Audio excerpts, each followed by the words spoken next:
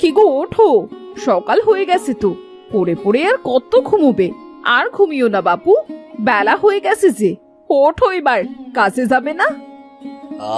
গিন্নি, আমাকে জ্বালিও না তো, একটু শান্তিতে ঘুমাতে দাও। সেই কাল রাত থেকে ঘুমোচ্ছ, তা তোমার ঘুম পুড়ছে না নাকি? হ্যাঁ, না, আমার ঘুম পুড়ছে না, তাই তো ঘুমাচ্ছি। তাতে তোমার কি সমস্যা? আমাকে একটু ঘুমাতে দেখলে তোমার গা জ্বালা করে, তাই না গিন্নি? কেন? আমি কি তোমার শত্রু নাকি? শত্রু না হলে এমন করো কেন? আমাকে একটু শুতে দেখলেই তোমার গা জ্বলা শুরু করে কেন? অমনি তুমি চেঁচামেচি কেন শুরু করে দাও? কি বলছোটা কি তুমি? কখন গা জ্বললো শুনি? তোমাকে আমি কি বললাম? ভালো কথা বললেও দোষ। এখন তো তুমি কিছুই বুঝতে পারবে না। সেই কখন থেকে ডাকাডাকি শুরু করছো। তোমার জন্য তো কোনোদিন একটু শান্তিতে ঘুমাতেও পারি না। ডাকছে কি আর সাত করে? তুমি কাজে যাবে না? সকাল হয়ে গেছে তাই ডাকছিলাম। না, আমি কাজে যাব না। আজ সারাদিন শুয়েই থাকবো। দেখি তুমি কি করতে পারো। কাজে না গেলে আর কি করব? মেয়েটাকে নিয়ে তো না খেয়ে মরতে হবে। তোমার কি আর সেই চিন্তা আছে? ঘরে যে কোনো খাবার নেই, কিচ্ছুটি নেই, সেটা নিয়ে তো তোমার কোনো মাথা ব্যথাও নেই। আমার মাথা থাকলে তো মাথা ব্যথা থাকবে, তাই না? সব মাথা ব্যথা তো তোমার। তুমি তো কাজ করে প্রতিদিন বাজার করে নিয়ে আসো, সংসার চালাও। আমি তো কিচ্ছু করি না। হ্যাঁ হ্যাঁ, আমি সংসার চালাবো? তো তোমার সংসারে সারাদিন ভূতের বেকার খাটি কেন? হ্যাঁ, খামোকা খেটো না। আমি কি তোমাকে বলেছি খাটতে? না, তোমার মতো একদিন কাজে গেলাম আর একদিন ঘরে পড়ে থাকলাম। তুমি যদি ঠিক মতো কাজই করতে, তাহলে তো আমাদের সংসারে এত অভাবই থাকতো না। মেয়েটাকে নিয়ে দুবেলা ঠিক মতো খেতে পারতাম। সারাদিন এত খাই খাই করো কেন? খাওয়া ছাড়া আর কোনো কথা তুমি বলতে পারো না? আচ্ছা, খাওয়ার কথা না হয় বাদই দিলাম, ঘরটার কি অবস্থা সেদিকে তোমার কি কোনো খেয়াল আছে? কেন, ঘরের আবার কি হলো? সেটা তো তোমার চোখে পড়ে না। একবার ঘরের চালের দিকে তাকিয়ে দেখো, ঘরের ভেতর থেকেই আকাশ দেখা যাবে।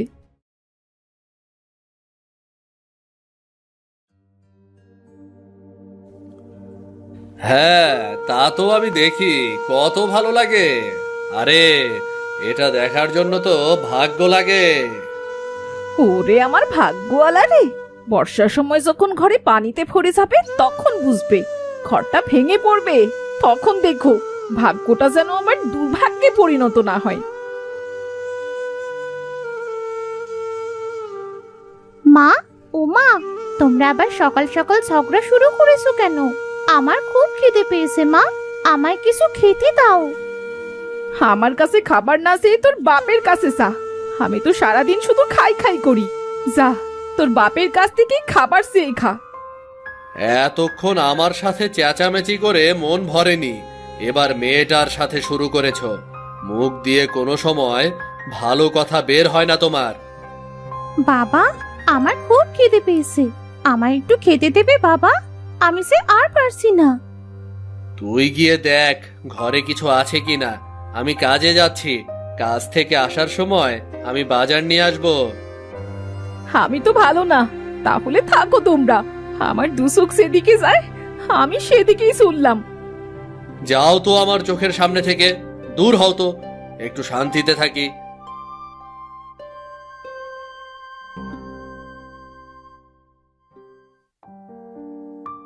রানী, মা আমার, তুই বাড়িতেই থাক। আমি কাজ করে টাকা পেলে বাজার করে নিয়ে আসবো। বাড়ি থেকে কোথাও যাস নে কিন্তু। ঠিক আছে বাবা, কিন্তু বাবা, মা কোথায় গেল? কখন আসবে বাবা? তোর মায়ের রাগ কমে গেলেই চলে আসবে। তুই চিন্তা করিস না, তুই সাবধানে থাকিস। আমি কাজে গেলাম।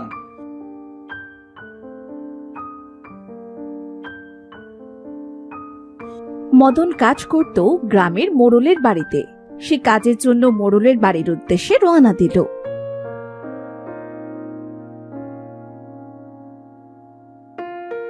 কি মদন, চলে এসেছিস? তা আজ এত দেরি হলো কেন? এই ঘুম থেকে উঠতে একটু দেরি হয়ে গেল। তা আজকে কি কাজ করতে হবে মোড়ল মশাই? আজকে কচু ক্ষেত থেকে কচু কাটতে হবে। সাবধানে কাটবি, এখন কিন্তু কচুর খুব দাম, একটাও যেন নষ্ট না হয়। আমার ওপর বিশ্বাস রাখতে পারেন, আমি থাকতে আপনার কোনো ক্ষতি হবে না। সে তো আমি জানি, এজন্যই তো তোকে কাজে নেই। না হলে তোর মতো কুড়ে কি কেউ কোনোদিন কাজে নেয়? তা একদমই কুড়মি না করে মন দিয়ে কাজ করবি, তাহলে তোকে পুরস্কার দেব।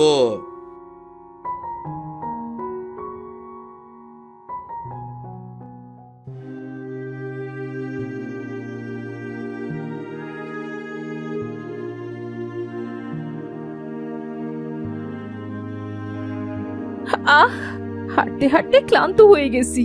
এমনিতেই সকাল থেকে পেটে একটি দানাও পড়েনি, তারপরও অনেকক্ষণ থেকে হাঁটছি। শরীরটা যে বড্ড ক্লান্ত লাগছে। আমি বরং এখানে বসে একটু বিশ্রাম নিই।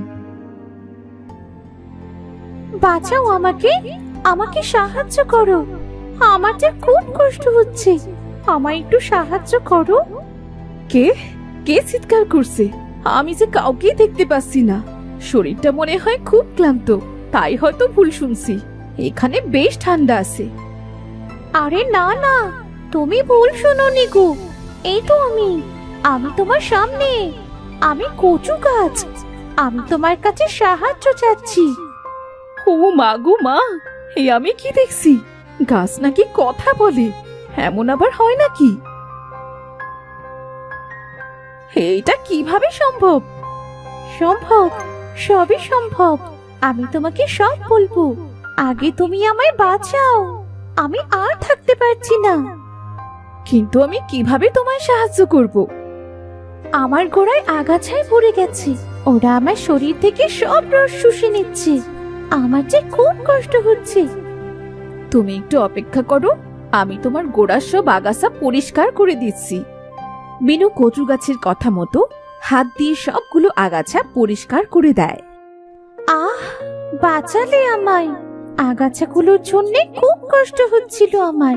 আমার গোড়ায় একটু পানি দেবে গো? অনেকদিন হয়ে গেল পানি পাইনি। এখানে পানি পাবো কোথায়? আচ্ছা ঠিক আছে, তুমি একটু অপেক্ষা করো, আমি পানি খুঁজে নিয়ে আসি। ঠিক আছে মেয়ে, একটু তাড়াতাড়ি আসার চেষ্টা করো। চেষ্টায় আমার প্রাণ শুকিয়ে গেছে। ঠিক আছে, আমি পানি খুঁজতে গেলাম, তুমি আরেকটু কষ্ট করো, আমি এক্ষুনি ফিরে আসবো।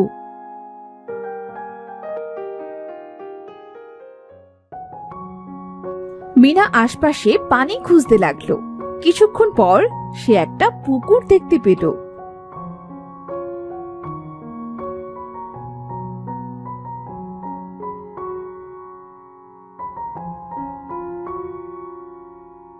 সেখান থেকে সে পানি এনে কচু গাছের গোড়ায় দিল। আহ, কতদিন পর পানি পেলাম। মনে হচ্ছে আমার প্রাণটা ফিরে এসেছে। তোমায় অনেক অনেক ধন্যবাদ গো। তুমি আমার বড় উপকার করেছো। তোমার এই উপকারের কথা আমি কোনোদিন ভুলবো না। এবার বলো, তুমি কি করে কথা বলতে পারো? অন্য গাছেরা তো তোমার মতো কথা বলতে পারে না। আমি তো কোনো সাধারণ কচু গাছ না, আমি হলাম মায়াবী কচু গাছ। আমার কাছে জাদু আছে, আর এর জন্যই আমি কথা বলতে পারি। তা তুমি এখানে আসলে কি করে? আমাদের মায়াবী রাজ্যে একটা ঋষি আছে, উনি ওখান থেকে কটা মায়াবী কচু গাছ নিয়ে যাচ্ছিলেন। আর যাওয়ার পথে আমি এখানে পড়ে যাই, আর তখন থেকেই আমি এখানে আছি। তা তুমি বললে যে তুমি জাদু জানো, তা তোমার এত কষ্ট হচ্ছিল, তবে তুমি জাদু করে তা ঠিক করোনি কেন?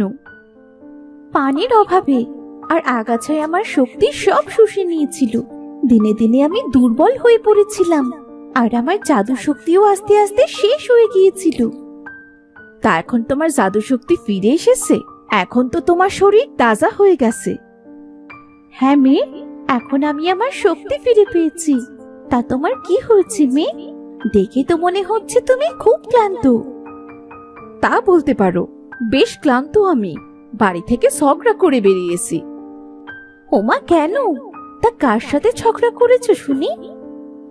মিনা তখন সব কথা কচু গাছকে খুলে বলল।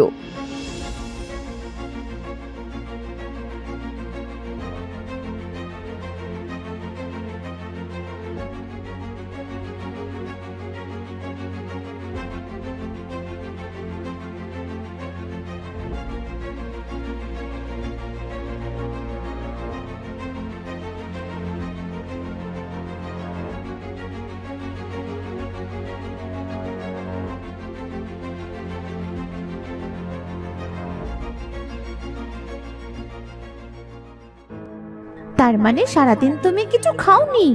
তারাও তোমার জন্য আমি খাবারের ব্যবস্থা করছি। হোমা, তুমি দেখছি সত্যিই সাধু জানো। এই নাও মেয়ে, আগে তুমি খাবার খেয়ে পেট ঠান্ডা করো। যদি কিছু মনে না করো তাহলে আমি এগুলো বাড়িতে নিয়ে যাই। বাড়িতে যে আমার মেয়ে আর ওর বাবা না খেয়ে আসে। ঠিক আছে, তুমি খাবারগুলো বাড়িতে নিয়ে যাও, আর আমার এখান থেকে যে কোনো একটা কচু গাছ তোমার সাথে করে নিয়ে যাও। দেখবে তোমার অনেক কাজে লাগবে। কিন্তু আবার কিন্তু? তা কি ভাবছো বলো দেখি? এই কচু গাছ নিয়ে আমি কি করব? আমার বাড়িতে কচু গাছ লাগানোর মতো যে কোনো জায়গাও নেই। এই কচু গাছ তোমার যেখানে ইচ্ছে তুমি সেখানেই লাগাতে পারো। ধন্যবাদ মায়াবী কচু গাছ, তোমাকে অনেক অনেক ধন্যবাদ। মিনা মায়াবী কচু গাছের থেকে বিদায় নিয়ে বাড়ি ফিরে এলো।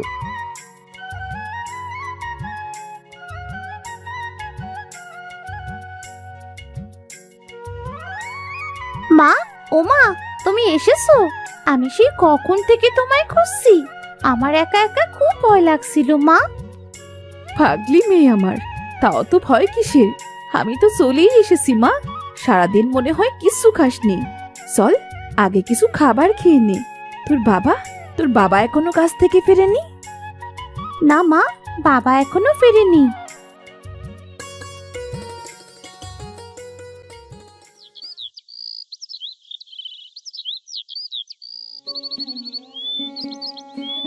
রানী, রানী, কোথায় তুই? বাইরে আয়, দেখ মা, তোর জন্য কত কিছু এনেছি আমি। এত বাজার করে এনেছো মা? ও মা, দেখো মা, বাবা কত বাজার করে এনেছে। গিন্নি, তুমি বাড়িতে ফিরে এসেছো? আমাকে তুমি ক্ষমা করে দাও। তোমাকে ওভাবে বলা আমার ঠিক হয়নি। দেখো, আজ অনেক বাজার করে এনেছি। যাও, তাড়াতাড়ি রান্না বসাও। আজ অনেক কাজ করেছি, খুব খিদা পেয়েছে। বাবা, মাও তো অনেক মজার মজার খাবার এনেছে। বাড়িতে তো খাবার কিছু ছিল না, তা তুমি এত খাবার কোথায় পেলে? সে অনেক কথা গো, তুমি শুনলে তো অবাক হয়ে যাবে।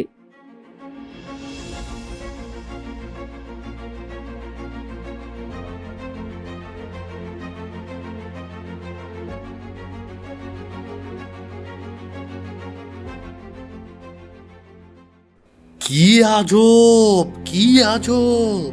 গিন্নি, কচু গাছ লাগানোর জায়গা নেই, তবে কি হয়েছে? আমাদের ঘরের চাল তো আছে। ঘরের চালে কচু চাষ হবে। ও কথা ঠিক, মায়াবী কচু তো বলছিল যেখানে ইচ্ছে সেখানেই কচু লাগাতে পারবো। চলো তাহলে কচু গাছটি চালের উপরে লাগিয়ে দিয়ে আসি।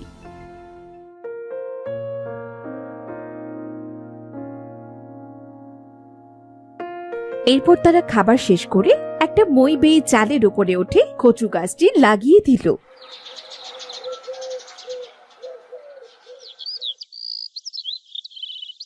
পরদিন সকালে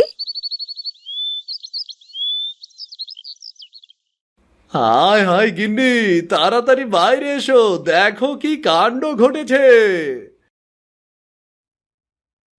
কি গো, কি হয়েছে? অমন চিৎকার করছো কেন? দেখো দেখো গিন্নি, আমাদের ঘরের চালে কচু গাছে ভরে গেছে। ও মা, মায়াবী কচু তো সত্যি কথাই বলেছিল। যাক বাবা, খুব ভালো হয়েছে। এখনকার সময় তো কচু ঘেসু পাওয়ার কোনো উপায় নেই, দামও অনেক। এই কচু বিক্রি করে এবার আমাদের সংসারটা কোনো রকম চললেই হলো। ভাঙা চালে কচু চাষ সত্যি গিন্নি, কি অদ্ভুত তাই না? শুধু যে একদিক থেকে উপকার হলো এমনটি কিন্তু নয়। দেখো, ভাঙা চাল দিয়ে এখন আর আকাশ দেখা যাচ্ছে না, অর্থাৎ বর্ষার সময় ভাঙা চাল দিয়ে আর পানিও পড়বে না। কি বলো? এবার অলসতা ছেড়ে মন দিয়ে কচু চাষ করো, দেখবে আমাদের আর কোনো অভাব থাকবে না। হ্যাঁ গো গিন্নি, মনে হচ্ছে এই ভাঙা চালে কচু চাষ করেই আমাদের ভাগ্য ফিরবে। অনেকদিন হয় কচু খাইও না। যাও, আজ কিছু কচু রান্না করো।